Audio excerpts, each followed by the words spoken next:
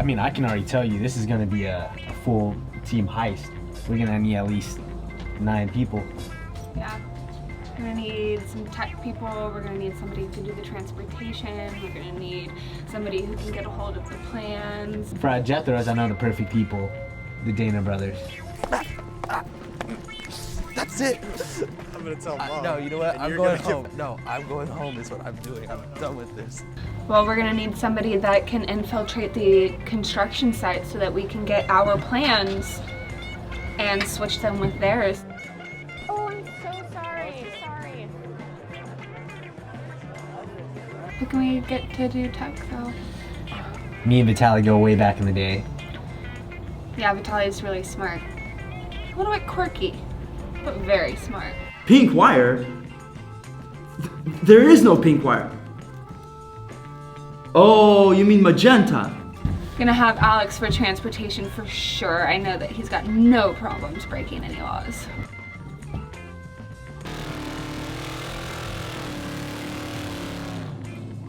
We're gonna need some place to fabricate this beam. Man, they don't really make them like they used to anymore. Them city slickers about had it with them. I knew I'd find you here. You know I like my peace in the country. You know I got this new gig for you, right? You know I've been out the game for a long time. I know. But this is the last one. I know, God. Someone argued that they're the best in the West. We have to get into Matsumoto's office so we can get those plans, and then once we get those plans, we can go take them and intercept the construction guys, put it into their plans, so that instead of installing their beam on the second floor, they'll install our beam. Who's our guy? It's Alan. 2 civil engineers need my help. Something must be wrong with this world right now. You want blueprints to the elevator I designed? You guys want to break it into the elevator I built? Do you know what's gonna do to my career if I give you guys those? Who are we attacking? Who's our target? Eric Matsumoto. Eric Matsumoto? That man has almost ruined my career multiple times, taking money from me. It'll be tight, but I think we can do it. Everyone, thank you so much for coming and supporting this dream with me of suing Sac State. I'm just tired of tuition getting raised on us. I'm tired of the parking prices going up, and I've had enough. It's time to sue. So you see that new building over there that's being built right now? Mm-hmm. We're gonna install our own pre-stressed, precast concrete beam. It's gonna fail exactly at 38.8 kips. And what that's gonna allow us to do is have the beam fail on command under our own jurisdiction to where we can stage our own injuries. All right. I have brought to you an iteration of a precast, pre-stressed concrete beam from a past Sac State team that will allow us to pull off this heist.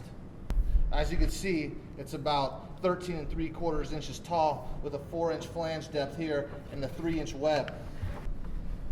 All right, so take a look at this cross section instead.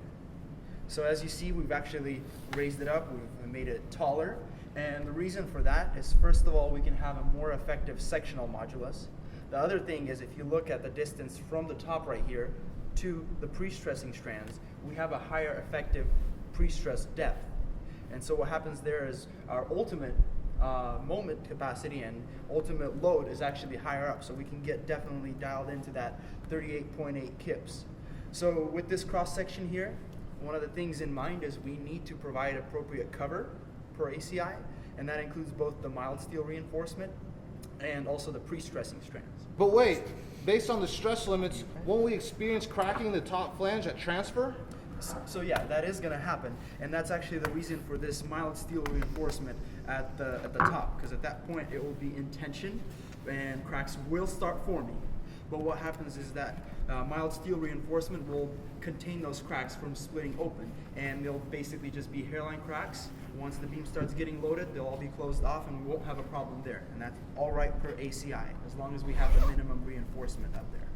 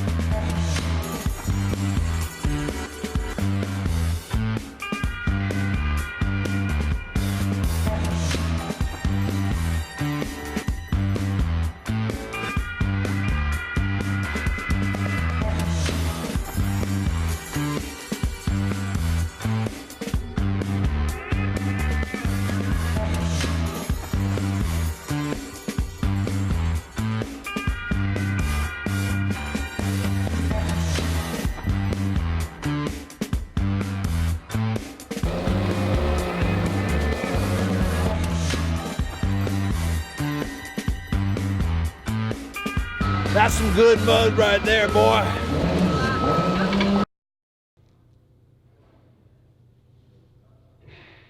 Alright, we're in. Dude, this is a lot of stuff. This is a lot of stuff. Can't believe Matsumoto was giving you a C in class. Oh, come on, he's not that bad. Why does he have so many books? He does not have enough time to read through all this. Alright, this looks important. Wait, I need all this. I need this. While we're at it, might as well get a ruler. Alright, I got the plans, let's go.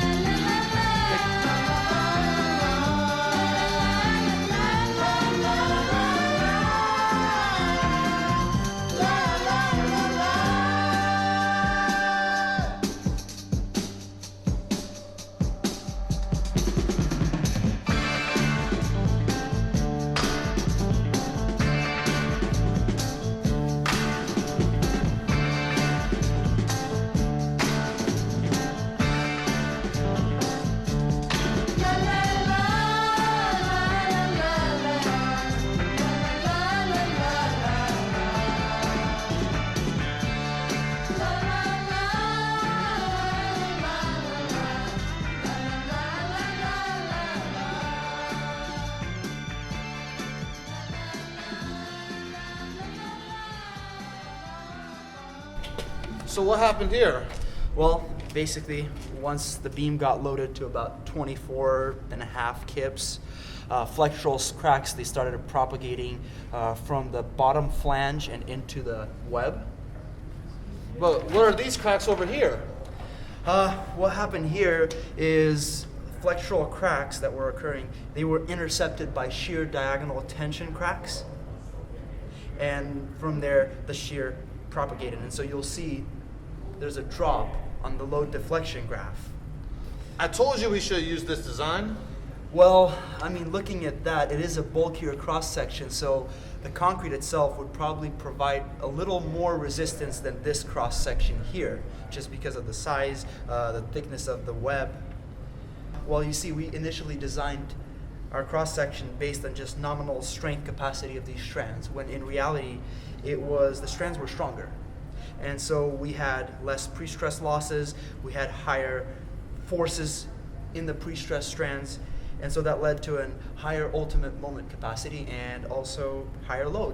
But you know, for the purpose of our heist, this will work. I mean, we've got good deflection here, for sure. Yeah.